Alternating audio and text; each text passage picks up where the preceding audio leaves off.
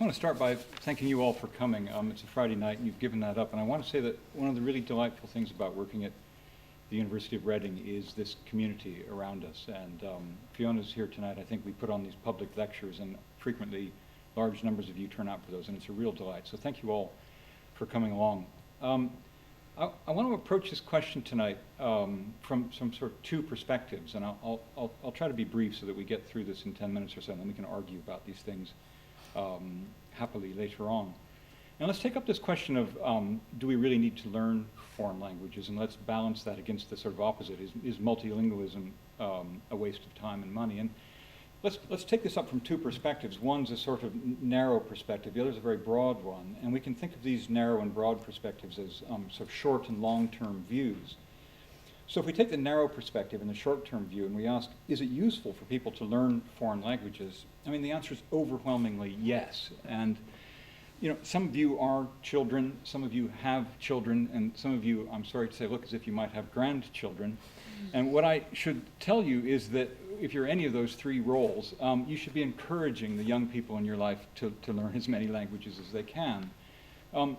In this very difficult and competitive world that's only going to become more difficult and more competitive, you don't want to limit your children's economic opportunities. And it's just obvious that if you want to grow up and work in Europe, you want to work in the Middle East, you want to work in China or India, the really big population and growth centers of the world over the next 30, 50, 100 years, it will be of enormous benefit to you to learn one of those languages. So that's just obvious, and we shouldn't argue about that. But even if that weren't the case, I think we can still make a case for learning languages. And I think Daniela talked about this a little bit. Is it simply good for your brain to learn languages?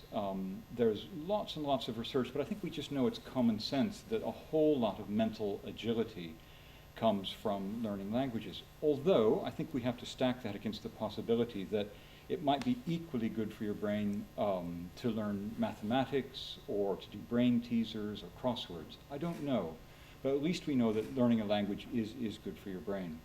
So that's the narrow and short-term view. I mean, at this moment in time, you know, in our history, learning a foreign language is obviously a very, very good thing to do. But let's now take up the more difficult and contentious view, which is a much broader view, and it's really a long-term view. And this is the issue of, we might define multilingualism as a belief that it's not only okay, but it's justified to preserve declining languages, minority languages, by compelling people to learn them, especially young people. Now, this is going on, you know, an hour and a half's drive from here, west of here, just across the Severn Bridge, and it's going on a little bit further to the west across the Irish Sea, and it's going on in lots of other parts of the world. And I would argue that compelling people to learn minority languages that are in decline, and we can argue about what those might be or whether we can even recognize them, is not only a waste of time and money, and this will be a very unpopular view to many people, but it actually could be considered harmful to young people. And the reason I say that is that for many young people, being compelled to learn a minority or declining language is a way of restricting their economic opportunities in life and narrowing their outlook. And I'd go on further to say that these nations and regions that do this sow the seeds of their own decline by reducing the size of the job pool of people that they can pull from.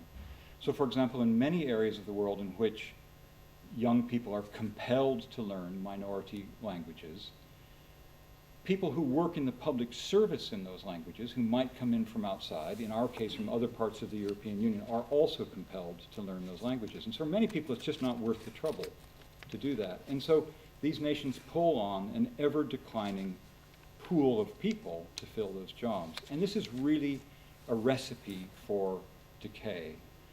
And so I think the key issue here is compulsion. No one should read me to believe that I am opposed to these languages, or I'm opposed to people learning these languages. But the idea that young children might be compelled to learn them I think, could even be seen in some cases as harmful. Also, I think in some cases we have to consider the possibility, I don't know if this is true, but we have to consider the possibility that one of the reasons, one of the motivations for this compulsion is to serve narrow nationalistic political interests on the part of a few who wish to stay in power with a local docile electorate. Okay, now, the obvious objection to that view, and the objection that many of you are probably feeling, and maybe even feel a little bit of anger about, is that there is some sort of cultural hegemony or imperialism about this. But I don't think that's the view at all. One's saying that from the standpoint of an individual's best opportunities in life, what's the best thing for that? And I can tell you that if I had a child growing up in one of these areas, I would want them to learn some other language other than the minority one, and I wouldn't want them to be compelled to learn that minority language. Now, the obvious objection, though, is that somehow we all have this belief that different languages preserve unique cultures. And even more powerfully, we have this belief that different languages preserve unique styles of thought around the world. And this is this old idea that, the Eskimo, or more politically correct term now these days is Inuit peoples of North America, have 48 words for snow, and that there are some cultures in the world that don't have words for red, and so on. And these are unique styles of thought. Well, this is muddled in the extreme. It's certainly the case that culture is intertwined, and in many ways almost inextricably, not inextricably, but almost inextricably, with language, in the sense that spoken and written and sung aspects of culture are sometimes most favorably presented in the language in which they were originally composed or written or spoken. There's just no doubt about that. And our language is one of the most intimate things we have. For most of it, it's the voice of our inner consciousness. It's the voice of our emotions and our thoughts and our memories. And it's the last thing we would want to give up. But we have to ask ourselves, is this a reason to compel people to learn these languages? And I would suggest it's not. That if these aspects of culture are valuable enough to individuals, they will wish to learn them without being compelled to do so. And to take up the second aspect of that objection, that languages somehow preserve unique styles of thought, this is a dangerous form of muddled thinking. Language is not equivalent to thought. You think in your language, most of you, but language is not equivalent to thought. And a very simple thought experiment will show you why. I mean, it's really patronizing to think otherwise, and here's why. Here's your thought experiment. This thought experiment is, imagine I'm going to randomly reassign every culture on Earth a different language, and I'm going to replay the tape of cultural evolution. Do I really believe that those cultures would somehow come out different, or they couldn't have the thoughts or the artifacts or the belief systems that they have? Absolutely not. Now, I'm going to assert that, and you may not believe it, but let's take this a little bit closer to home. If language is equivalent to thought, here's a very simple phrase that you wouldn't be able to understand. This is a lovely one that's used in computer science. Let me see if I can read this to you. Time flies like an arrow. Fruit flies like bananas. Now, if you tell that to any computer, it will be muddled, because computers, their language is their thought. But all of you, with your great mental agility, easily work out the two different forms of fly there and like. And we can just look at any newspaper. Last November, I was having to do this for a lecture I was giving, and one day in the Daily Telegraph, there was a wonderful headline that said, residents help murder police. Now, if language were thought, you'd have completely the wrong idea about the residents who lived in this local area. Or if some of you might be students, here's one that older people like to say, students are revolting. Well, at that time, the students were in revolt because the government had just raised the tuition fee. So language is not equivalent to thought. And so we shouldn't think that by losing minority languages, we are losing unique styles of thinking around the world. And it's patronizing to think otherwise. Now, it's not to say that translation is an easy subject. Translation is an extraordinarily difficult subject. All right, so another reason, though, that we should be aware that compelling people to learn minority languages that are in decline is that there is an evolutionary sort of inevitability about the fact that our world, whether we like it or not, and you shouldn't take me to be advocating this point of view, rather reporting to you what's happening, whether we like it or not, it is simply inevitable that the world on its own is moving towards greater and greater and greater linguistic homogeneity. There are about 7,000 languages currently spoken around the world. And those 7,000 languages are spread out around the world and amongst its speakers. But the number of speakers that speak those languages is not spread out very uniformly. Of those 7,000 languages, about 10 to 20 of them, 10, 11, 12 of them, account for 40% of all of the speakers on Earth. The rest of them are spoken by a relatively small number of people. As we get up to around 50 or 70 or 80th language or so out of those 7,000, we're getting down to really rather small numbers indeed.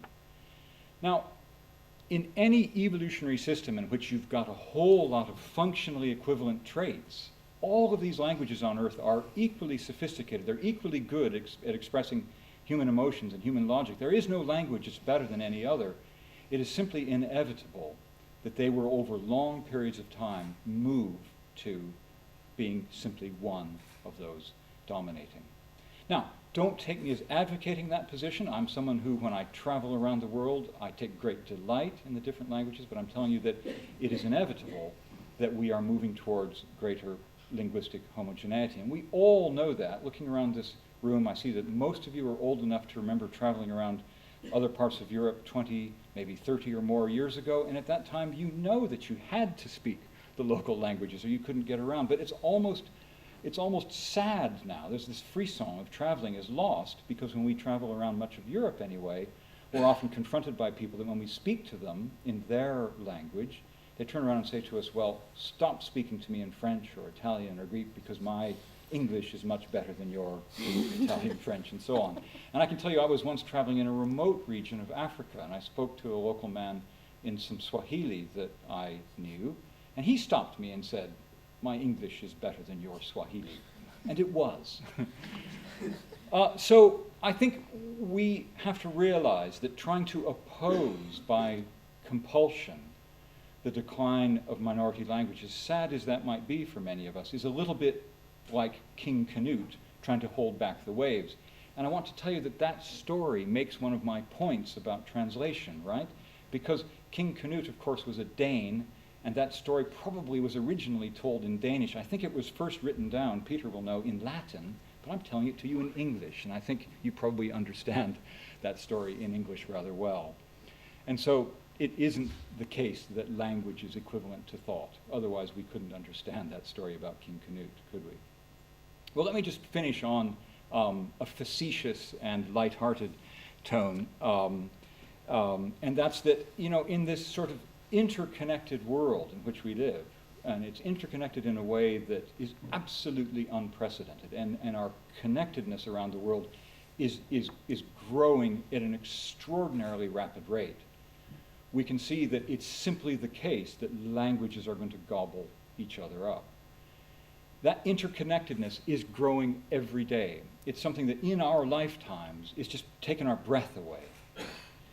But it's also the case in a world that's interconnected that you will be bumping into people all of the time who speak different languages from you, and this can lead to dangerous circumstances. And I say this somewhat facetiously, but just a couple of weeks ago, I was traveling to Vienna on Austrian Airlines, and I was sitting by the emergency exit on the aircraft. And you know how now when you sit by the emergency exit on an aircraft, the stewards or stewardesses have to come up to you and find out whether you know how to use the emergency exit, because there's some regulation that says you need to be able to open that thing so we can all get off the plane if it crashes. So this Austrian airline stewardess came up to me, and she started speaking to me in English, very nicely, and she said to me, "Do you know how to work the emergency exit?" And I looked at her and I said, "No." And she looked at me and she smiled and she said, "Perfect." And she turned around and walked away. Now, I was a little bit alarmed by this, because I thought she was going to say to me, "You better learn." And the Austrian man sitting next to me, whose English was better than her English, looked at me with alarm on his face. So I'll just finish there by saying it actually matters what we say to each other. In an interconnected world, we're going to all have to learn somehow to communicate with each other accurately indeed. Thank you.